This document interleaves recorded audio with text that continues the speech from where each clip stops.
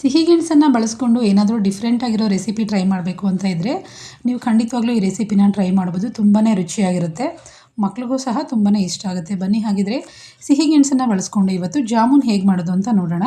ಮೊದಲಿಗೆ ಬೇಯಿಸಿರುವಂಥ ಸಿಹಿ ಗೆಣಸಿನ ಸಿಪ್ಪೆ ತಗೋತಾ ಇದ್ದೀನಿ. ನಾನಿಲ್ಲಿ ಅರ್ಧ ಸಿಹಿ ಗೆಣಸನ್ನು ತೊಗೊಂಡಿದ್ದೀನಿ ಅಷ್ಟೇ. ಇವಾಗ ಸಿಪ್ಪೆ ತೆಗೆದಿದ್ದಾದಮೇಲೆ ನಾನು ಇದನ್ನು ತುರ್ಕೋತಾ ಇದ್ದೀನಿ.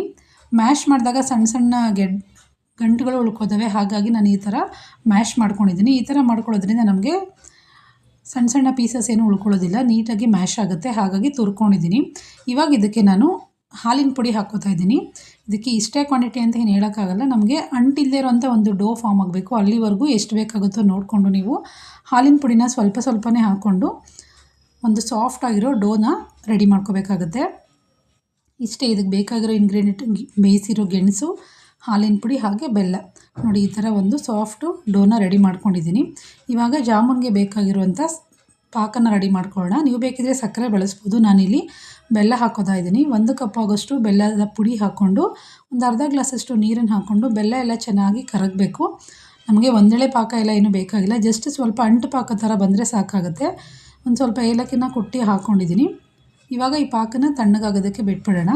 ಇವಾಗ ನಾವು ಮೊದಲೇ ಕಲಸಿಟ್ಕೊಂಡಿರುವಂಥ ಡೋನಲ್ಲಿ ಸಣ್ಣ ಸಣ್ಣ ಉಂಡೆಗಳನ್ನಾಗಿ ಮಾಡ್ಕೋತಾ ಇದ್ದೀನಿ. ಇದು ನಾವು ನಾರ್ಮಲ್ ಜಾಮೂನ್ ಮಾಡಿದಾಗ ಅದು ಜಾಮೂನ್ ಯಾವ ರೀತಿ ಸೈಜ್ ಡಬಲ್ ಆಗುತ್ತೋ ಹಾಗಾಗೋದಿಲ್ಲ, ಹಾಗಾಗಿ ಆದಷ್ಟು ಸ್ವಲ್ಪ ಮೀಡಿಯಮ್ ಸೈಜ್ ಉಂಡೆಗಳನ್ನೇ ಮಾಡ್ಕೊಳ್ಳಿ. ನಾನು ತೊಗೊಂಡಿರೋಂಥ ಕ್ವಾಂಟಿಟಿನಲ್ಲಿ ಇಷ್ಟು ಜಾಮೂನ್ ಉಂಡೆಗಳಾಗಿದೆ. ಇವಾಗ ಎಣ್ಣೆನ ಒಂದು ಹದವಾಗಿ ಕಾಯಿಸ್ಕೋಬೇಕು. ತುಂಬ ಜಾಸ್ತಿ ಕಾದಿರೋ ಎಣ್ಣೆನಲ್ಲೂ ಹಾಕ್ಬಾರ್ದು, ಅವಾಗ ಬೇಗ ಕೆಂಪಾಗುತ್ತೆ, ಒಳಗಡೆ ಎಲ್ಲ ಚೆನ್ನಾಗಿ ಬೇಯೋದಿಲ್ಲ. ಹದವಾಗಿ ಕಾಯಿಸ್ಕೊಂಡು ಮೀಡಿಯಮ್ ಉರಿನಲ್ಲಿ ನಿಧಾನಕ್ಕೆ ಇದನ್ನು ಬೇಯಿಸ್ಕೋಬೇಕಾಗುತ್ತೆ. ನೋಡಿ ಎಲ್ಲ ಜಾಮೂನು ಹಾಕ್ಕೊಂಡು ಒಂದು ಸ್ವಲ್ಪ ಹೊತ್ತು ಬಿಟ್ಟು ಆದಮೇಲೆ ಸ್ಪೂನಲ್ಲಿ ಈ ಥರ ನಾವು ಅದನ್ನು ಮೇಲೆ ತಿರುಗಿಸ್ಕೋಬೇಕಾಗುತ್ತೆ. ಈ ಥರ ಮಾಡಿಕೊಂಡು ಕಡಿಮೆ ಉರಿನಲ್ಲಿ ಚೆನ್ನಾಗಿ ಅದು ಗೋಲ್ಡನ್ ಬ್ರೌನ್ ಆಗೋವರೆಗೂ ನಾವು ಫ್ರೈ ಮಾಡ್ಕೋಬೇಕು. ಉರಿ ಜಾಸ್ತಿ ಇಟ್ಕೊಂಡ್ರೆ ಮೇಲ್ಗಡೆ ಬೇಗ ಕೆಂಪಾಗುತ್ತೆ, ಒಳಗಡೆ ಎಲ್ಲ ಚೆನ್ನಾಗಿ ಬೆಂದಿರೋದಿಲ್ಲ.